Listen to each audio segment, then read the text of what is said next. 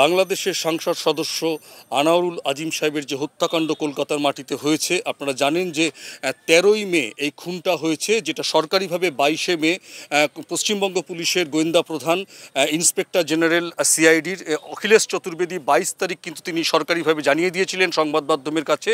তিনি খুন হয়েছেন কলকাতার নিউ টাউনের একটি অভিজাত আবাসন সন্ধিবা গার্ডেন্সে, তাকে খুন করা হয়েছিল। এবং তারপর সেই দিন 22 তারিখ থেকে কিন্তু সিআইডি এই খুনের মামলার তদন্তভার গ্রহণ করে এবং তারপরে 23শে মে আমরা দেখলাম সিয়াম এবং জিহাদ বলে দুজনকে তারা রাতের বেলায় গ্রেপ্তার করে। এবং গতকালই কিন্তু জিহাদকে, যে কসাই মুম্বাই থেকে যাকে নিয়ে আসা হয়েছিল এই খুন করার জন্য, এবং শুধু তাই নয়, তাকে খুন করার পর কেটে কেটে টুকরো টুকরো করে প্লাস্টিকের ব্যাগের মধ্যে পুরে নাকি তাকে ফেলে দেওয়া হয়েছে এই বাগজোলা খালে, যেটা অবস্থান করছে পশ্চিমবঙ্গের দক্ষিণ 24 পরগনা জেলার ভাঙড়ের কাশীপুর থানার অন্তর্গত কৃষ্ণমাটি এরিয়ায়। গতকালকে যখন জিহাদকে বারাসাত আদালতে তোলা হয়েছিল, সিআইডির তরফ থেকে 14 দিনের জেল হেফাজত, সিআইডি হেফাজত চাওয়া হয়েছিল, সেই জায়গায় দাঁড়িয়ে বারাসাত জেলা আদালত কিন্তু তাকে 12 দিনের সিআইডি হেফাজত দেয়। গতকালের পর থেকে সিআইডি সূত্রে যেটা খবর, ওকে জেরা করে জানতে পারে সিআইডি, তাকে প্রায় 80টা টুকরো করে প্যাকেটে করে কিন্তু গতকাল থেকে যখন বারাসাত থেকে ভবানী ভবনে নিয়ে যাওয়া হচ্ছিল, তখন কিন্তু এই জিহাদকে এই অঞ্চলে নিয়ে আসা হয়েছিল। সে এখানে পুলিশকে মুখের কাপড় ঢাকা অবস্থায় সিআইডির সঙ্গে সে এসেছিল, সে এই সব জায়গা কিন্তু দেখিয়েছিল যে এইখানে ফেলা হয়েছে।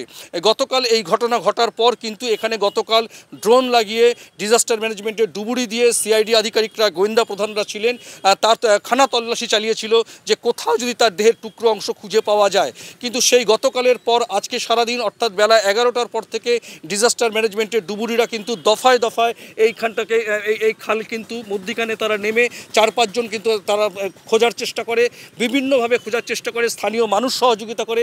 আমি খালটা দেখাতে বলবো, ওপারে কিন্তু অসংখ্য মানুষ এই ভয়াবহ হার হিম করা যে ঘটনা ঘটেছে, সেটা যেন তারা, এই ঘটনা যেন তারা প্রত্যক্ষ করছে যে এইখানে এরকম একটা ঘটনা ঘটলো কী করে, কখন ফেলে গেল এই বডি, কখন ফেলে গেল দেহের টুকরো। তারা কিন্তু একেবারে সংশয় রয়েছেন, আতঙ্কে রয়েছেন এবং ভয়ে তারা কিন্তু একেবারে ভীত সন্ত্রস্ত।